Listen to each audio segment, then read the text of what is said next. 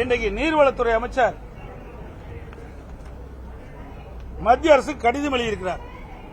அந்த கடிதத்தில் எங்களுக்கு கிடைக்கப்பட்ட தகவலின்படி அவர் எழுதிய கடிதம் மத்திய அரசுக்கு, மத்திய சுரங்கத்துறை அமைச்சருக்கு எழுதிய கடிதம் நீர்வளத்துறை அமைச்சர்.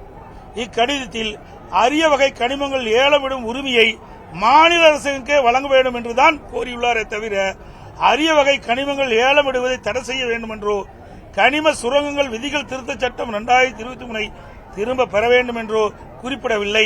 மேலும் தமிழகத்தில் மதுரை மாவட்டத்தில் டங்ஸ்டன் சுரங்கம் அமையக்கூடாது என்று வலியுறுத்தல, எதையுமே சொல்லல. ஏற்கனவே மத்திய சுரங்கத்துறை அமைச்சகம் நாடாளுமன்றத்தில் ஒரு சட்ட மசோதா கொண்டாடுறாங்க. அப்போ அரிய வகை கனிமங்களை மத்திய அரசே குத்தகை கொட வேண்டும் தான், மத்திய அரசாங்கமே அந்த உரிமத்தை வழங்க வேண்டும் என்றுதான் இந்த சட்டம் நிறைவேற்றப்படுது. அத மாநில அரசு கேட்குது. அதுக்கு தான் கடிதத்தில் குறிப்பிட்டிருக்கார். ஆனால் இதையெல்லாம் திரித்து மக்களிடத்தில் குழப்பத்தை ஏற்படுத்தி இவர்கள் செய்த தவறை மறைப்பதற்காக எங்கள் மீது அம்மாண்டமான குற்றச்சாட்டை முதலமைச்சர் வலைதளம் மூலமாக வெளியிட்டது கண்டிக்கத்தக்கது. அதோட நிறைய இருக்குதுப்பா. இன்னைக்கு பாத்தீங்கன்னா தேர்தல் அறிக்கையில்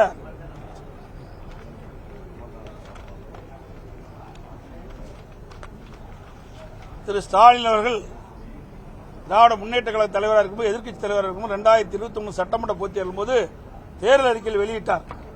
அப்போ ஒவ்வொரு ஆண்டும் சட்டமன்ற கூட்டத்தொடர் 100 நாட்கள் நடைபெறும் என்று தெரிவித்தார். எல்லா பத்திரிகைகள் ஊடகத்திலையும் அவருடைய தேர்தல் அறிக்கை வெளியில் வந்தது. அண்மையில் அவர் ஊடகத்திலையும் பத்திரிகையிலையும் அறிக்கையின் வாயிலாக சொல்லுகின்ற பொழுது, நாங்கள் அறிவிக்கப்பட்ட தேர்தல் அறிவிப்பில் 98% நிறைவேற்றப்பட்டதாக சொன்னார்.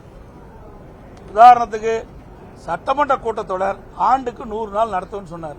இந்த 4 வருஷத்துக்கு 400 நாள் நடத்தியிருப்பாங்க. ஆனா நடத்துறது 113 நாள் தான் நடத்தியிருக்காங்க.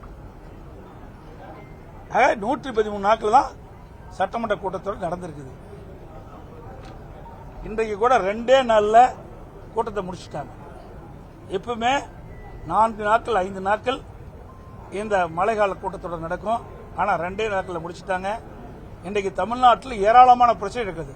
இதையெல்லாம் அனைத்து கட்சி தலைவர்களும் மற்ற சட்டமன்ற உறுப்பினர்கள் தங்கள் தொகுதியில் இருக்கின்ற பிரச்சனையை அரசுடைய கவனத்துக்கு கொண்டு வருவது நடைமுறை. ஆனால் இந்த அரசு இந்த சட்டமன்ற கூட்டத்தொடரை 2 நாள்ல முடிச்சுட்டாங்க.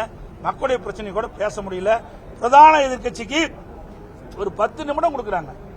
பல துறைகள் இருக்குது, பல துறைகளில் ஏராளமான பிரச்சனைகள் இருக்கின்றது. இப்படி ஏராளமான பிரச்சனைகளை 10 நிமிடத்தில் அரசுடைய கவனத்துக்கு எப்படி கொண்டு வர முடியும்?